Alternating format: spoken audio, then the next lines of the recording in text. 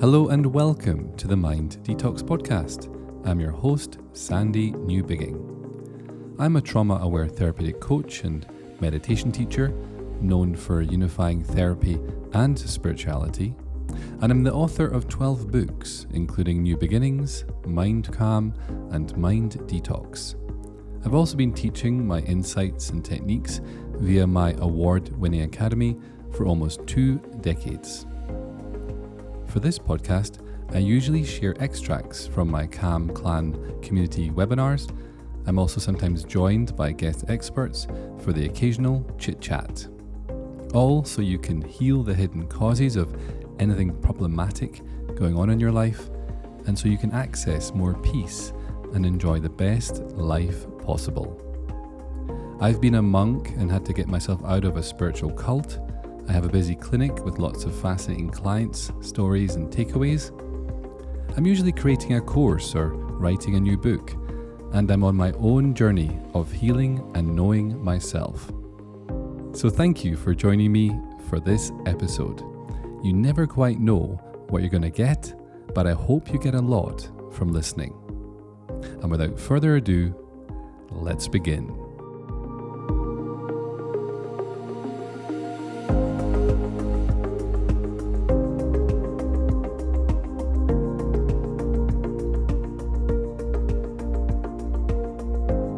Hey, and welcome to this chit chat with the amazing Lucid Dreaming, shadow work, sleep expert, Charlie Morley. How you doing, Charlie? Good, thanks. Pleasure to be here. I often talk about in this community, closing your eyes to wake up. Mm-hmm. And granted, usually that's within the context of meditation. Today, we're going to be talking about closing your eyes to wake up in the context of lucid dreaming, and I'm really, really excited to talk to Charlie about this. Listen, I've got a little history here. I want people to know actually how cool you are and what a great opportunity it is to hear from you. Charlie is a best-selling author and teacher of lucid dreaming, shadow work, and mindfulness of sleep and dreams. You became a Buddhist age 19.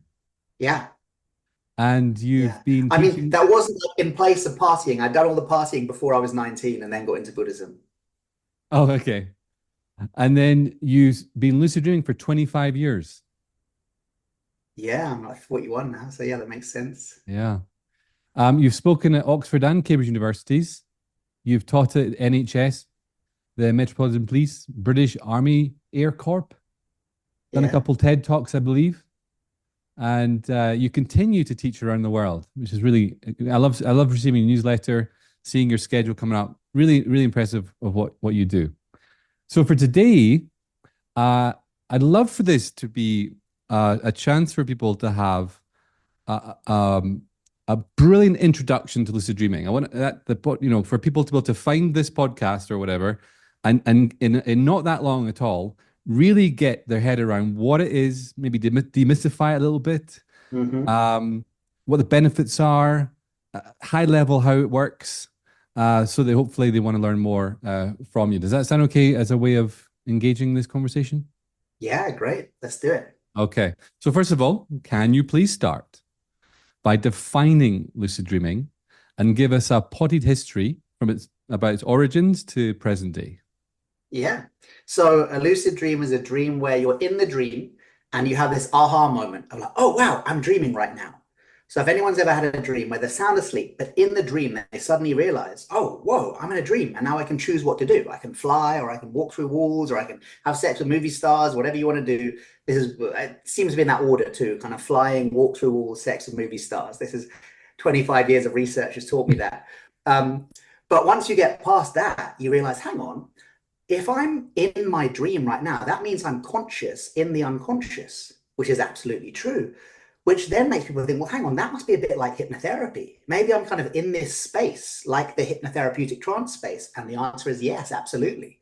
In fact, in many ways, you're in a deeper space. Because whereas the hypnotherapeutic trance space will take a thread of the conscious mind down into the subconscious, where it can plant seeds of healing intent and change. In a lucid dream, the same thing's happening. Your consciousness right down into the depths of the unconscious, right at the bottom of the iceberg, if we use that idea.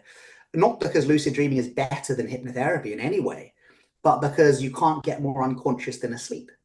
So the depth of the unconscious that can be accessed is unparalleled by lucid dreaming. It's much less accessible to hypnotherapy. For example, if we were doing a hypnotherapeutic trance session now, we could get most people into a hypnotic trance state within 20 minutes. Could I get everyone here in a lucid dream within 20 minutes? No way. Could I get everyone here in a lucid dream within 20 days? No.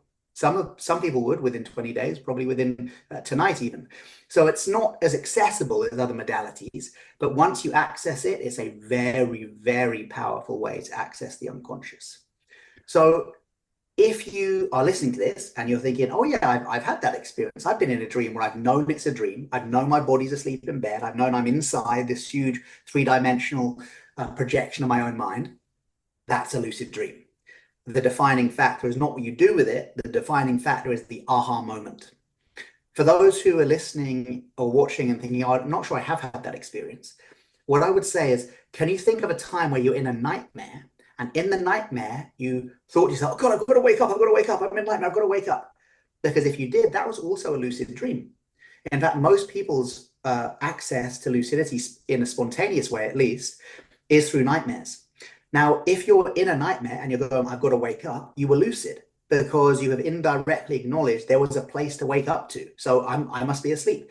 Now, here's the kind of the kicker. If you're in a nightmare and think, I want to wake up, if you can just, respond rather than react. If you can just pause in that moment and think, oh, what if I don't wake up? What if I stay in this nightmare? Well, if you were able to do that with full lucidity, you have a chance to witness the content of the nightmare. And the reason nightmares recur is because we wake ourselves up from them, or because we naturally are awoken from the scariness of the nightmare. This is why nightmares recur. You don't hear people talking about, I have a recurring happy dream. It's not like a phrase, right? I mean, you could, but it's not usually a phrase. You have recurring nightmares. They're recurring because it's like a therapy session cut short. Every time you wake yourself from a nightmare, that witnessing of the trauma or the unintegrated emotional energy, which is making up the nightmare, remains unwitnessed. So the nightmare comes back again the next night or the next week or the next month, not because you're being punished, but because the mind loves you and it really needs you to witness this thing. Just like the way your therapist might go, we need to talk about that thing again. You're like, fucking hell, every week you want to talk about this bloody thing. Yeah. And every week they are going to keep on asking to talk about that thing, right? Until it's witnessed. Same with nightmares. So, I mean, that's another track we could go down. But before you pop into the origins, I think that's, if you're about to do that, yeah. You've reminded me that there's a nightmare that I've had over the years of, it might be a common one, you might recognize it, you probably do, of being chased. Yeah. And this person or something is about to get me. Does that make sense? Like I can feel them about to grab, and I usually would wake up at the point they're just about to grab me, or they've grabbed me. Does that make sense?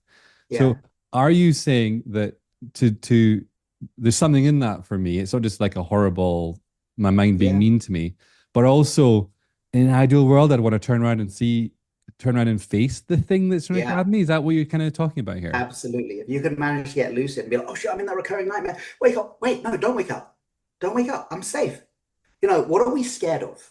We are scared of, in most cases, people are scared of death or the physical integrity of their body being compromised, i.e. injury, right? So once you become lucid in a nightmare, you can think, well, where's my body? Where's the part of me that can be hurt or deaded?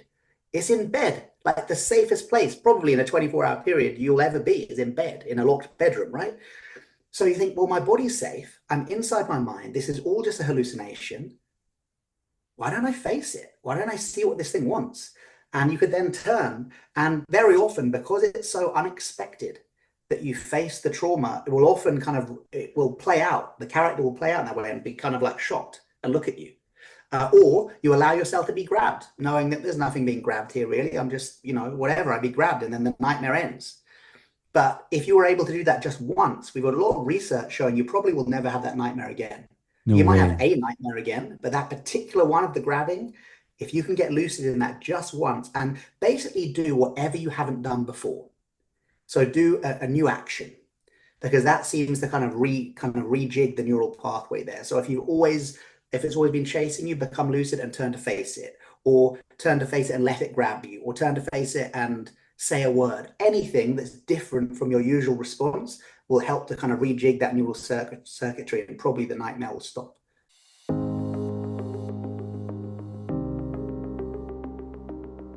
Wow. Okay, I'm going to come back to that later, or how to do that in a bit. But I think to keep this on track, we were going to talk about the origins a bit. Where does it come from? Okay. Like, how has it been? How long has it been around for? What's the development of this whole lucid dreaming thing? So in the West, lucid dreaming is first referenced in the 1940s in a journal called Psychiatric Quarterly called Pleasant Dreams, and they start referencing lucid dreaming in that. So we got references way back in the medical literature in like the 40s, but it's in the 70s that it's first scientifically proven. So up until the 1970s, lucid dreaming was basically seen as bullshit. It was either people were lying about being able to wake up in their dreams and control it, or they were having what was called a micro awakening, which is like they were waking very briefly and then dropping back into the same dream, leading to kind of a deja vu illusion that they had woken up within the dream. Those were the kind of two theories, right? Regardless of the fact, you have thousands of years of firsthand testimony and thousands of years worth of lucid dream traditions, primarily in the Tibetan Buddhist tradition that goes back at least 1,000 years. It's called dream yoga, or that's the translation. The word in Tibetan is milam naljor, which can be translated as dream yoga. And that is a spiritual practice that has lucid dreaming at its foundation. So you become lucid and then you do certain spiritual practices within the lucid dream as a way of maximizing your kind of nocturnal potential for enlightenment. At around the same time, about 1,000 years ago in Mexico, they came up with a very similar set of lucid dreaming practices within the Toltec Mexica tradition. And some of the practices are so similar that when I was learning them from my friend Sergio Magana, I could tell him the next step. He went like, there are 3 steps of this, 1, 2, and I was like, and I bet 3 as you breathe out through this nostril. He was like, yes, how do you know? Exactly the same in the Tibetan tradition. So close. Like, but they didn't have phones then. Exactly, they didn't have phones. Yeah, they could probably astral project. How did they come up with this? So it tells us, that alone tells us there's something intrinsic in this. Absolutely. Yeah. People have been, if you dream, you can lucid dream. And people have been dreaming. I mean, all mammals dream, right? Yeah. Well, apart from the duck-billed platypus and the anteater. If that ever comes up on a pub quiz, you owe me a pint. Okay. But yeah, other than that, all mammals dream, right? So dreaming is the shared commonality of human experience. And we assume that people have been lucid dreaming since they've been dreaming. Imagine. So anyway, is there anything about the history that you want to make sure people know about? Just that it's old. This is an old craft. This was invented in the 80s by Stephen LaBerge at Stanford University, which is one of the studies that was the kind of brought lucid dreaming into the mainstream. Stephen LaBerge has done great work, of course, and even before him, it was at Hull University in 1975 they first proved it. But it's not, in the West, it's still seen as something quite new. And the idea of using lucid dreaming in a therapeutic context only within the last 5 or 10 years. Whereas in the Tibetan traditions, in the Mexican shamanic traditions, actually in the early Christian traditions too, in the kind of Gnostic Christianity, those kind of 300 years between Jesus and the formation of the church, when you had real Christianity, the real kind of mystical sects with all the kind of worship of the female and the goddess. And in that, you have lucid dreaming practice. And then the formation of the church, they lose the feminine and they lose lucid dreaming and they lose a lot of the other stuff. Yeah. So it's old. Just briefly, how did you get into it? I got into it. So I basically had lucid dream because I was a bedwetter till like quite late, till like 6 or 7.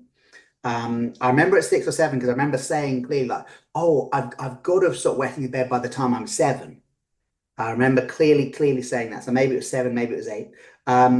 I would wet the bed because I'd be in my dreams and I'd need to pee, right? And the needing to pee would kind of wake me up in the dream.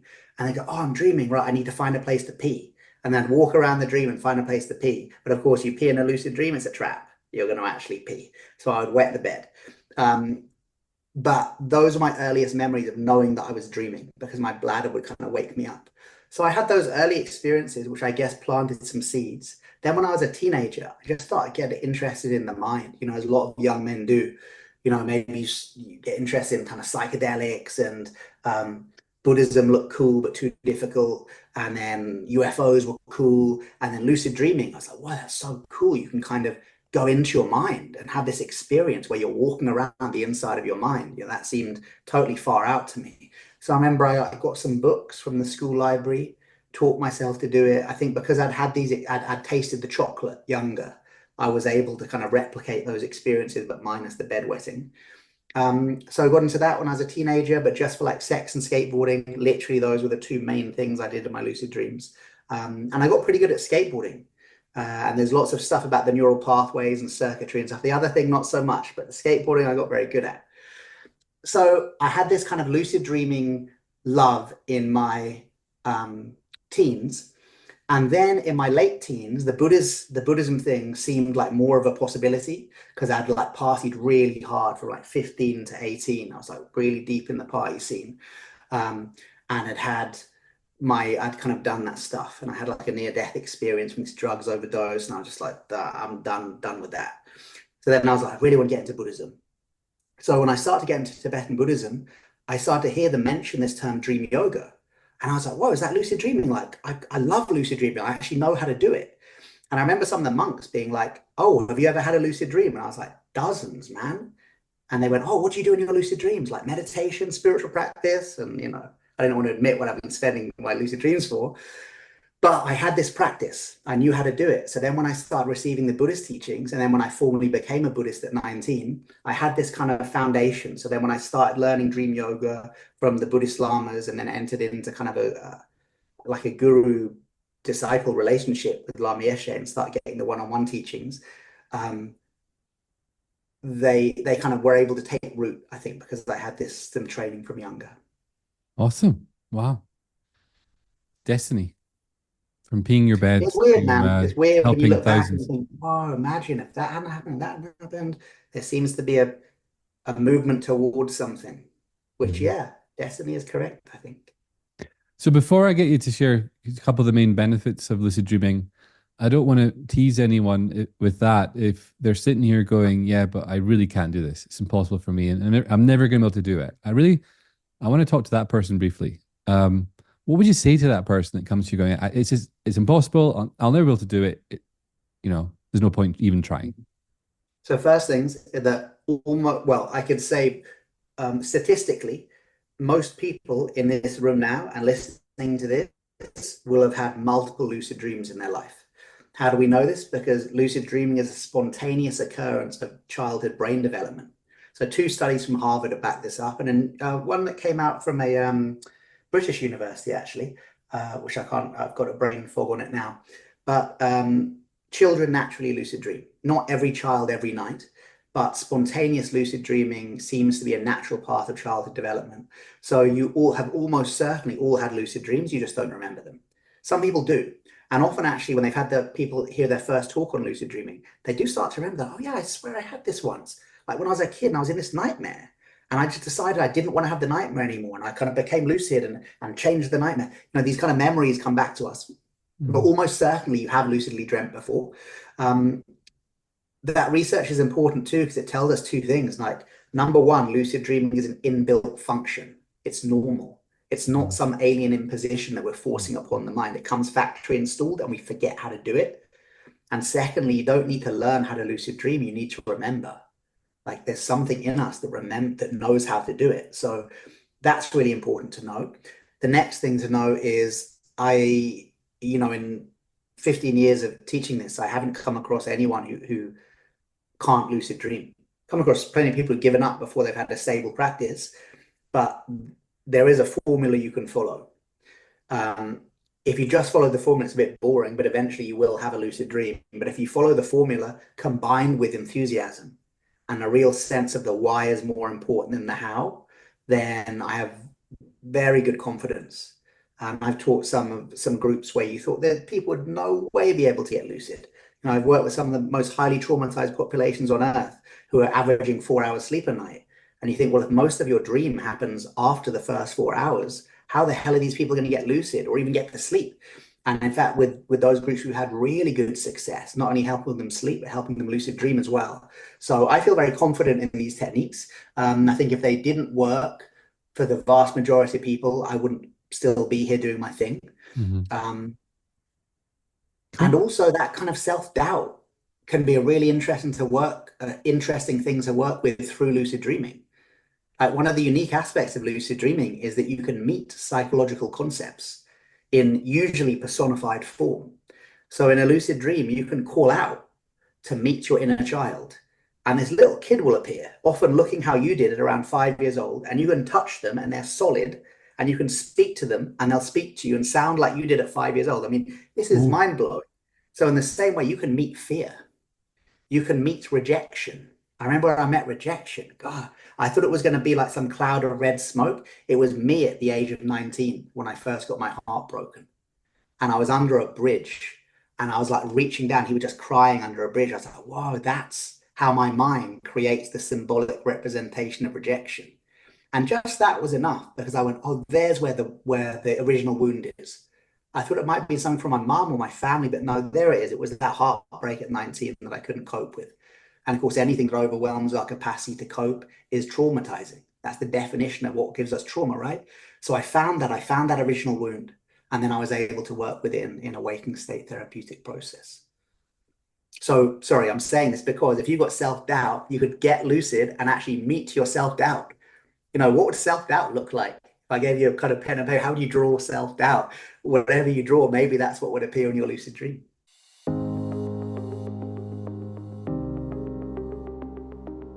oh, the possibilities are infinite, and there's so much to explore. So much to explore. I'm so glad you get this, Sandy. You remind me of this Jungian psychologist who came to a Jungian analyst who came to a retreat I was running like 10 years ago. It was kind of close to the beginning. And I was talking about inner child stuff. And he made me repeat it. He went, hang on. You're saying in the lucid dream, you can meet the inner child and it will be like, what, an idea? And I went, no, like solid. They will be like like a seemingly real person that you can touch and hug and speak to.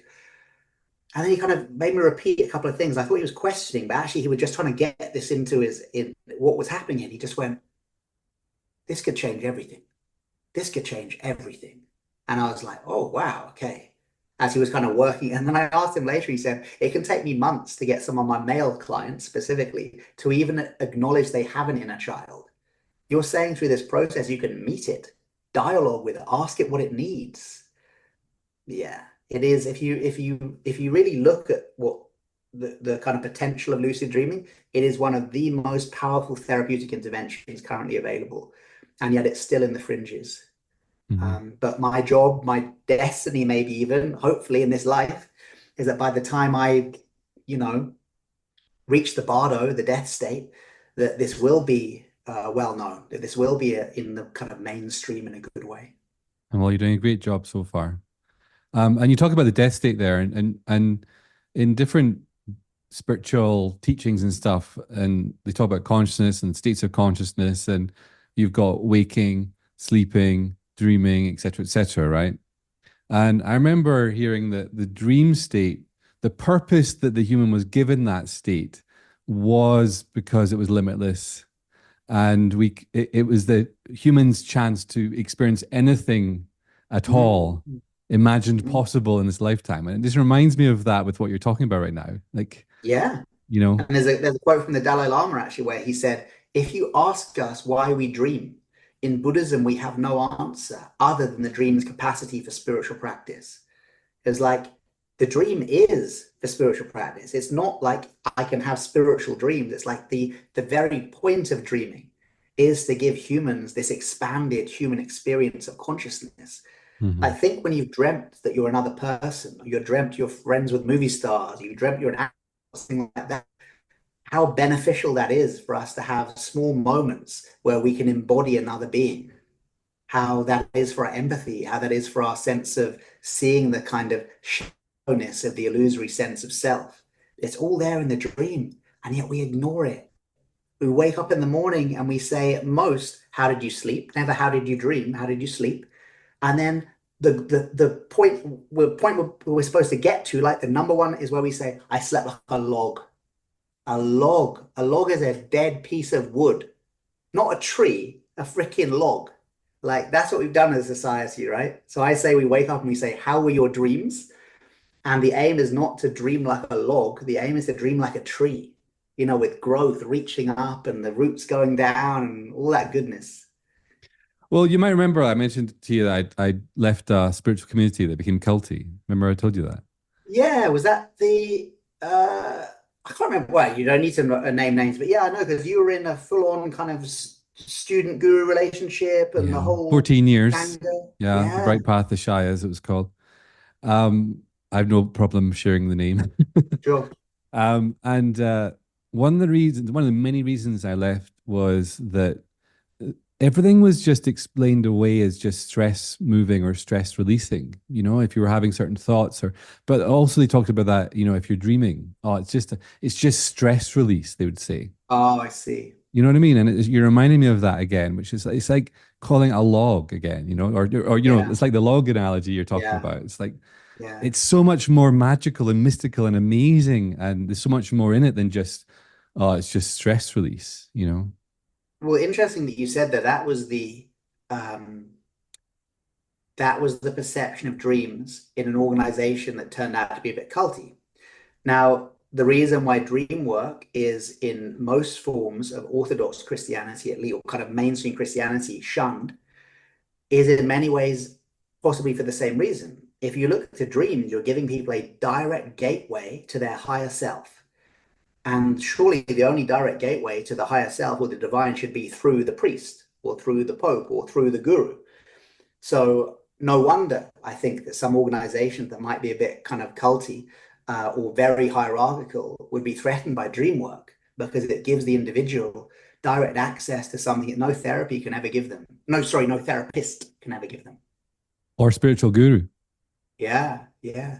Actually, as you spoke there, I think the reason why a lot of the veterans and traumatized population I work with, the inter or feel resonate so much with lucid dreaming is because they've been let down by therapists or the medical professions or by the army in some cases. And there's this thing you say, like, it's completely self-reliant. You learn these techniques from me or someone else or a book, whatever. It's for basically you can learn it for free and you do it yourself. There's no guru to worship, there's no therapist to go and see. You go into your own mind, you make the changes, and the changes manifest in the waking state. I think that's a really kind of attractive proposition for people who've been let down by hierarchical structures. And you can go into your own dream and call in your guru, surely. Yeah, your inner guru, which is the ultimate. Exactly. I Exactly. love this quote that says, if any man says that they're standing between you and God, they're usually a salesman. Nice. Or a narcissist or a psychopath or sociopath, or the list could go on. But I think yeah. Anyway, we digress a little bit. You're already talking about it, and I obviously wanted to make sure we covered the why lucid dream. You've been covering it so much already, but maybe as a little potted summary, Yeah. what would you say your top three or whatever benefits of lucid dreaming are? Yeah. So the elevator pitch on this is essentially go back to the idea of hypnotherapeutic trance and lucid dreaming being kind of a similar vibe, right? You're going down to the unconscious.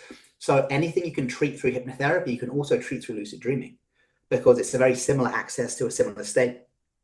So it can be worked with confidence issues, with trauma, for spiritual experience, for working with childhood stuff, working with the shadow, but also just like hypnotherapeutic trance is actually the same trance that's used in stage shows for hypnosis, where you get hypnotized, think you're a chicken and run around and make everyone laugh. You can also use lucid dreaming for that. Like there's nothing, the lucid dreaming space itself, in the same way as you can use mindfulness to be a better sniper. Um, Absolutely. It's the same mindfulness that you would teach, but it's to like be better at killing people. Lucid dreaming, I wouldn't see maybe a direct parallel like that, but you could use lucid dreaming just for escapism. You could use it like I was doing for the first 2 years, just having loads of sex, which I don't know if it's bad for me, but maybe it created neural pathways around kind of unrestrained sexuality that probably got me into trouble in my later years. So lucid dreaming is a blank canvas in the same way as the hypno is the trance state is a blank canvas. But with the correct guidance and the correct reason of why to do it, yeah, anything you can treat through hypnosis, you can treat through lucid dreaming. I would say the most powerful examples I've seen of lucid dreaming for change is working with trauma. So if you have high levels of trauma or post-traumatic stress, I like to say post-traumatic stress display rather than disorder, lucid dreaming is a very powerful intervention for that. because although nightmares are just one aspect of PTSD, if you can heal the trauma from within the nightmare state, you're healing trauma at its source. You're kind of in the unconscious mind and then it's moving out. So it's a very, very powerful way to work with trauma. It's also a very intense practice for spiritual practitioners. So in this case, you would go into the lucid dream and basically meditate or do whatever your spiritual practice is, whether it's shamanic drumming or Christian chants, whatever. You become lucid. Oh, I'm in my mind. I'm in the dream right now. And then you engage the spiritual practice. And if you do that, the Buddhists say that in the lucid dream state, you have 7 times the power of mind. So basically, any spiritual practice that you do in that state is kind of, 700% more powerful. So meditation in the lucid dream is really powerful. Like if you got lucid tonight, Sandy, I'd say if you do your meditation in the lucid dream, actually your lucid dream will probably last 5 seconds because it will be so mind-blowing that boom, you'll just wake up. It's like, it's because of course right now we're meditating, and one of the things that when we try and meditate, perhaps the 2 greatest blockages we have to like achieving that clear light meditation are like this meat suit and the ego mind that's so attached to this meat suit. In the lucid dream state, you have no meat suit. You have a body, but it's not a physical body. It's a body made of chi. It's made of energy. And the ego mind is like riding shotgun rather than like, in the front seat, because you're kind of in this awesome power of the unconscious. So if you do your spiritual practice there, these 2 big barriers to really reaching that state quickly are removed, and you can reach very, very profound levels of spiritual practice very quickly. Well, I'm sold.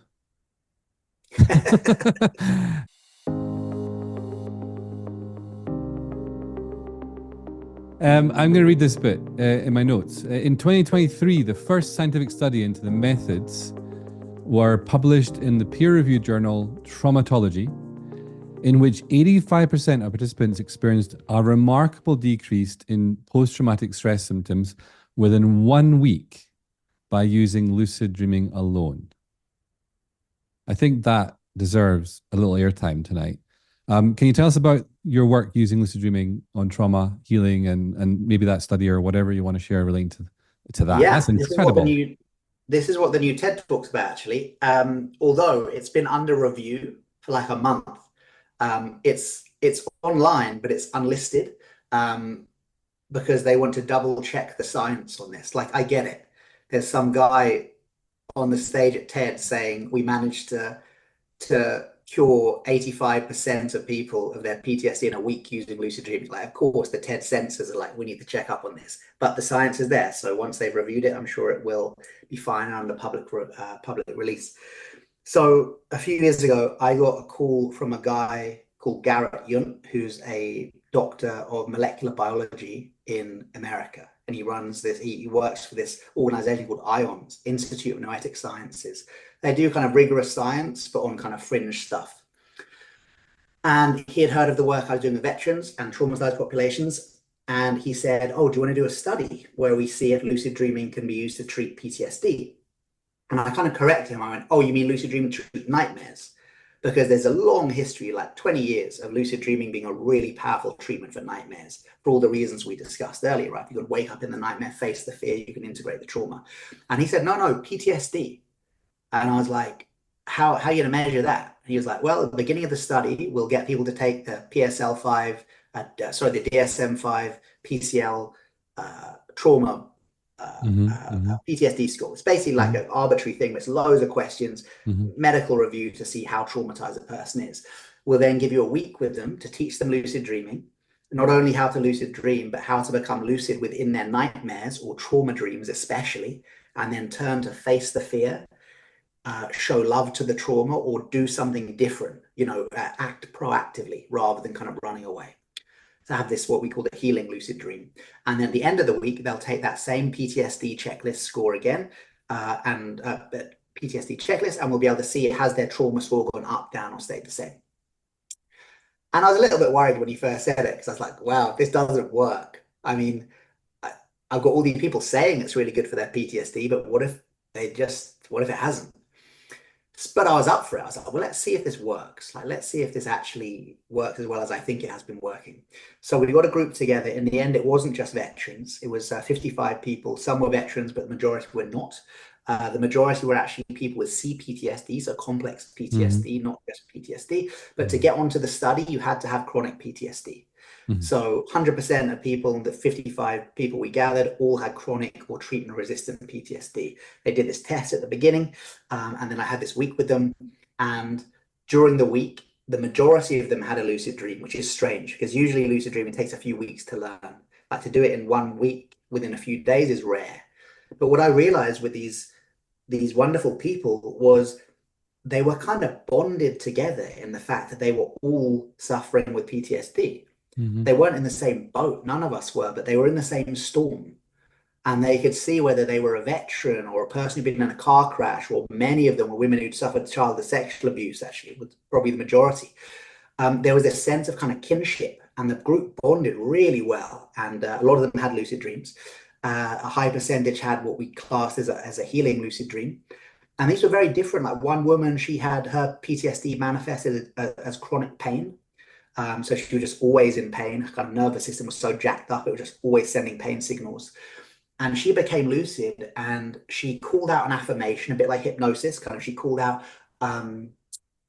something like, I'm pain body, I release you. I think that was it. Pain body, I release you. Pain body, I release you. So he calls out the affirmation, and then the dream responds. This huge golden lozenge appears, like a strepsil, right? But gold. And it's massive and it's radiating light. And even in the dream, she's like, what is that? That's like a throat sweet. And you think, oh, it's like a sign of healing. You know, for some reason they use a throat sweet as a kind of symbol of healing or something. And it's radiating this golden light and it flows into her and she starts kind of shaking in the dream and wakes up. Another woman had a dream. She became lucid and called in her protector, and this massive lion, female lion, lioness, appeared, and she like rode around the dream and felt really safe. And she said, for the first time in my nightmares, I felt safe. They all had these different lucid dream healings, right? At the end of the week, they took the checklist again. And when they gathered the data, they thought there was a problem with data collection because we got this crazy result. And so they double checked, and then the scientists rang again. Okay, we triple checked, but we think maybe something happened in the group because the group bonded so well. So we want to do a 1 month follow up just to check. So then they tested them again 1 month later, and the average PTSD score had dropped so low, it was way beneath the PTSD threshold. And then when we actually added up, 85% of the participants, their trauma score was so low, they were no longer medically diagnosable with PTSD. And a month after the study, still 85%. In fact, one more, where it actually gone even better, was still free of PTSD. So it's kind of crazy. And when we tried to get it published, no one would publish it. They were writing back and saying, oh, this is a very exciting study. Well done for your results. But this, we're not publishing. They kind of wouldn't give a reason. Well, but there's the lots of money So involved. we got funding to do it again. And then we did it again. And we replicated results. Once we replicated results a second time, but this time it was a randomized control, so the gold standard. Then suddenly the people who said they wouldn't publish it were like, okay, we'll publish that first one. Now you've done it again. So we've actually done it twice. And without doubt, it shows that lucid dreaming is one of the most powerful interventions for trauma currently available. And when the TED Talk finally gets released, hopefully that will help to kind of advertise it as a possibility, because there are so many people whose lives are wrecked by trauma. And lucid dreaming it's non-addictive, it's non-medical, it's non-invasive, it's free. And you literally do it in your sleep. I mean, no wonder TED are thinking this sounds too good to be true, but it is true. I witnessed it. I saw it twice. I mean, complex PTSD is known for being like a web of stuff, And it can be a bit like when you hit the hammer and then another thing pops up over here, and so it's fascinating that in the realm of dream, something is bypassed and you're able to get, to the healing of it, like beyond the web of it. So that's amazing. Very impressive.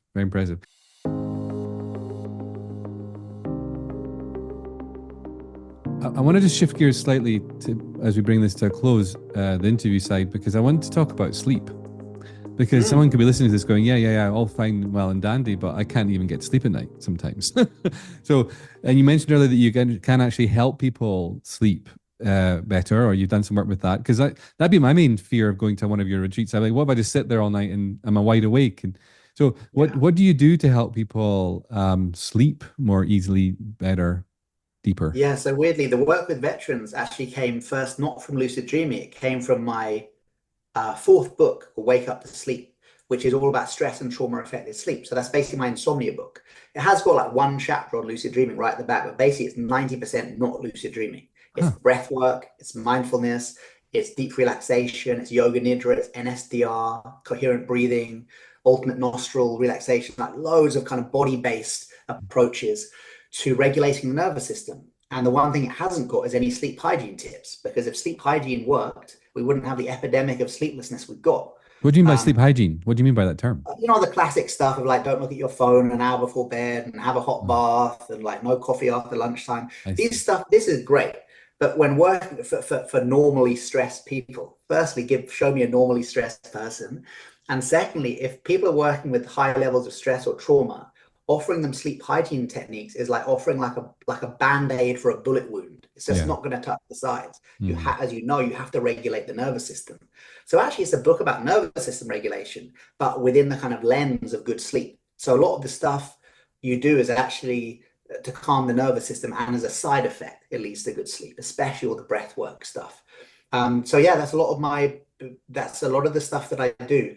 And when we do the kind of 7-week course, based on that book, we won't get to lucid dreaming till week 6. So we'll spend like 4 or 5 weeks just working on learning how to relax, really getting our sleep level back up, learning to relax into the fact that sleep is a natural phenomenon, which we can all do. You don't need to try. Sleep will happen naturally if we can remove that sense of trying and remove that sense of pathology that so many of us got. We're like, if I'm not getting 8 hours, there's something wrong with me. A lot of the people I'm working with are averaging 4 hours at night. So if I tell them to try and get 8, it's completely unrealistic. But if I say, can you try and get 1 extra hour? By the end of the 6-week course, can you have gone from 4 hours sleep a night to 5? Because if you can, that will have profound impact on your mental and physical health. How can I be so sure of this 1 hour, the goal in 1 hour? The huge social experiment that we take place in twice a year called daylight saving. Just last month, right, we all got an extra hour in bed because the clocks went back or forward, whatever they do. But I know we got an extra hour in bed. That day, in the UK, there was a 20% drop in heart attacks that day, cardiac arrest, by giving people an extra hour in bed. There's also a 15% drop in suicides nationwide and a similar drop in car traffic accidents. The car traffic accidents last about 3 days afterwards. If you look at the stats on that, that is tens of thousands of fewer people die when you give them 1 extra hour in bed. That's nuts. Like, why aren't we legislating for this? And in fact, California has statewide started schools 1 hour later based on this research so that kids don't have to wake up so early. And they've had a big drop statewide in car crashes. And it's not the kids driving to school who are crashing their cars. It's when they're driving back from school because they're so bloody tired and the coffee's worn off, right? But they give them an extra hour in bed and suddenly they're not, kids aren't dying as much as they were in traffic accidents. So this is big stuff, but just 1 extra hour is what I push for. But does that mean that the opposite's true when the clocks jump forward? Yeah, I was wondering if we were going to ask that. Yeah, and unfortunately, it's slightly more severe. So it's a 23% rise in heart attacks the day and the following day. So 48 hours after you take 1 hour sleep from people. Yeah, and the same with traffic incidents and suicide. Suicide is a big one. Way more suicides in countries the day after you take 1 hour sleep from people. My mum was talking to her earlier today, and maybe she's immune to this because she said, "Son, I keep waking up at 6:15. I don't know why." And then I realized that I always get up at 7:15, and the clock's changed last week. So she hasn't changed. She's just waking up an hour earlier. Right. She's got a good heart. Yeah, she does. She does. She's got an amazing heart, my mum.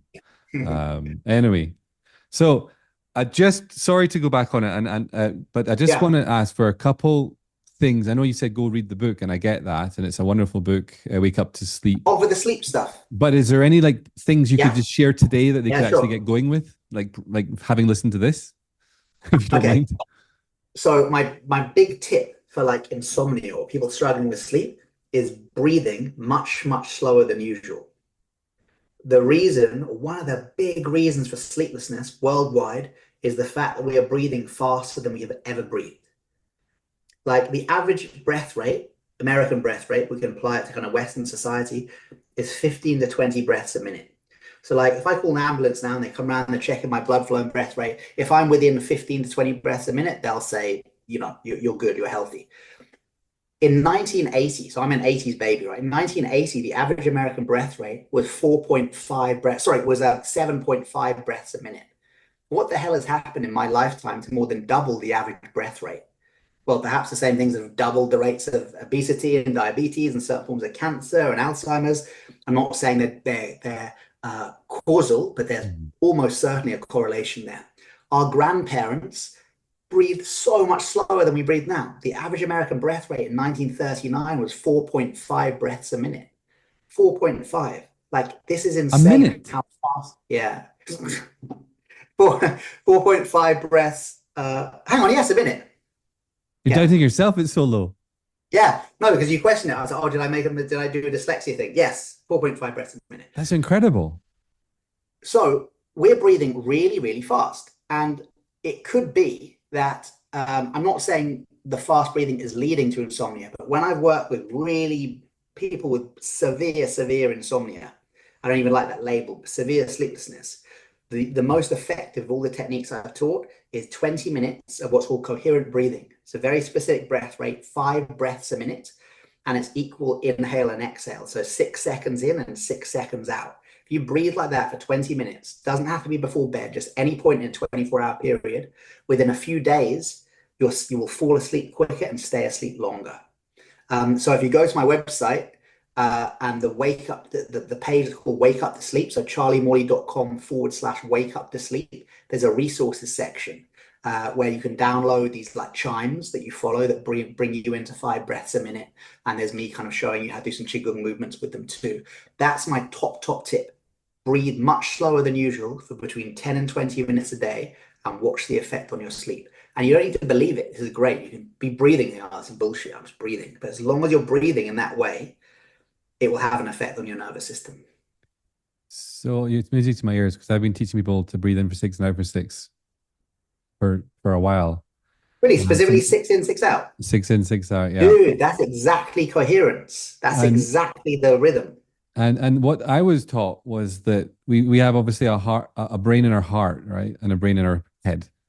Yeah. And a brain down in our digestion as well. But we got these different intelligence areas. And supposedly breathing in for 6 out for 6 sends a message from your heart to your brain that I'm safe right now. Yes, You knew exactly this? that. Yes. Amazing. Yeah, so the brain has the lungs on speed dial. Like you can induce a panic attack if you sit here for 5 minutes. Like eventually, even though you know you're just playing, like don't even try it. Like it will actually lead to a panic attack. Because of proprioceptive psychology, eventually your brain will like take the message from the lungs and wait, I should be panicked right now. But the opposite is true. If you spend 5 minutes going,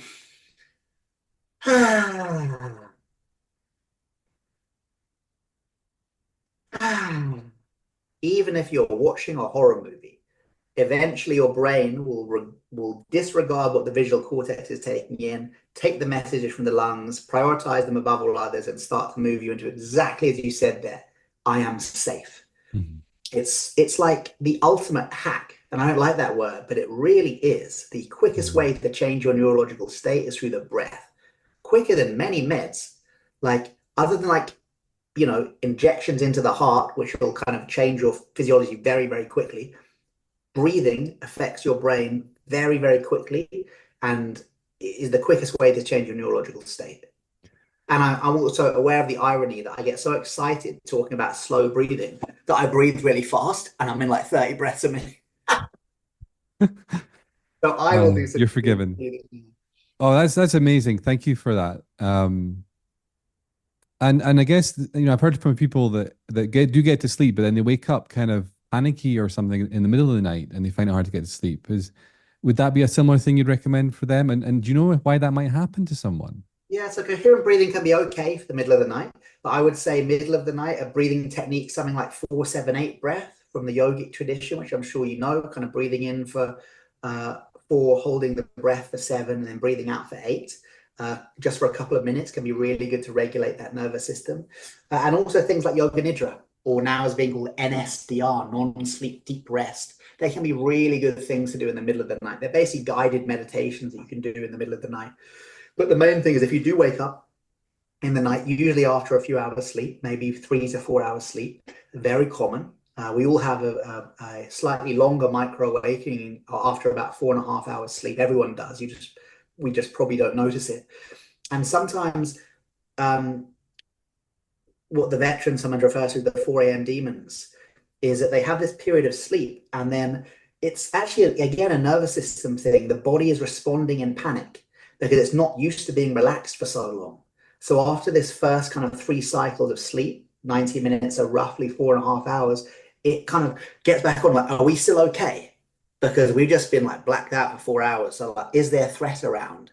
And if you can just acknowledge that and go, oh, thanks, body, but actually, yeah, we're still safe. I'm totally fine. So do you want to drop back for another 4 hours? You can drop back in, but we don't know that. We think, fuck, there's something wrong with me, or there is a threat, or why do I always wake up after 4.5 hours, or, whatever the balance is. But just knowing it's normal. And also, if you want to wake up in the middle of the night, do something, go for it.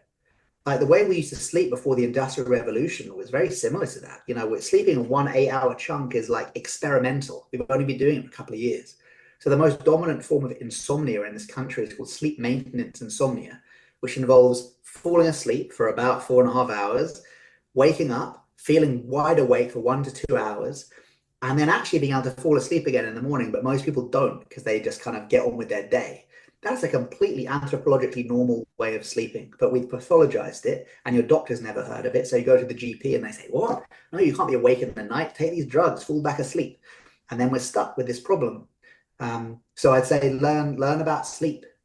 No. It's crazy that we spend a third of our lives in this place that none of us know anything about, and we just kind of hope for the best that we're going to sleep well. Dude, since you told me that years ago, it totally changed my relationship with sleep. And I often will get up in the middle of the night and get on with stuff, and I do it fear-free and guilt-free, and yes, I so my emails answered and stuff, and I'm living in Mexico. I talk to people that are sure. in the better time zone. They're already waking on with the day, and then I go back to sleep. The trick is to go to bed a bit earlier, I find. Otherwise, I'm sleeping until like really late, right? So I've started going to sleep earlier so that can happen, But it's my natural rhythm to wake up, get on, and if you're working with biphasic sleep, then go for it. Like biphasic sleep is fine. Loads of cultures still sleep biphasically. It was very rare, we live in tribal societies to black out for 8 hours. Like, someone to come and like nick your food or like, invade your village. Like, we're not used to that. It's very strange to try and black out for 8 hours straight. It's just another thing that's happened where we become out of sync with nature and our natural way, But that's a whole different conversation. Maybe we'll come back for. Thank you so much, Charlie. I really appreciate this. I hope people listening to this are excited to learn lucid dreaming, which is in your latest book. Yeah, so basically the latest book is actually a second edition of my first book. But it was such a big rewrite. It should be presented as a new book, so like 12,000 new words. But yeah, it's called Dreams of Awakening. So the second edition, that's the latest one. Dreams of Awakening. And then next year in February, my new shadow book is coming out too, called Do the Shadow Work. We never even gone to shadow work, really. Well, we did, but we didn't. But I had it in my list, but the time just flew by. I think it's been the fastest hour I've had for a long time. So thank you so much, Charlie. Thanks for the advice about lucid dreaming. Thanks for the advice about sleeping. Thanks for your enthusiasm and your excitement. I think we can all agree that we love you very much. You're so lovable. You're so innocent and pure and excited about this. I love talking to you. So we're just gonna send the line just for a couple minutes extra, just for the guys listening live. I'm gonna keep. I promise to keep it within a certain time, but just give them a chance to ask you any questions if they have any. But for now, thank you for joining me for this chit chat, Charlie Morley.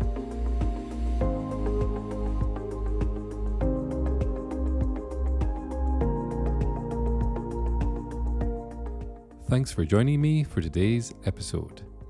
Please like, subscribe, and write a review wherever you happen to be listening. It really does help to support me and this podcast.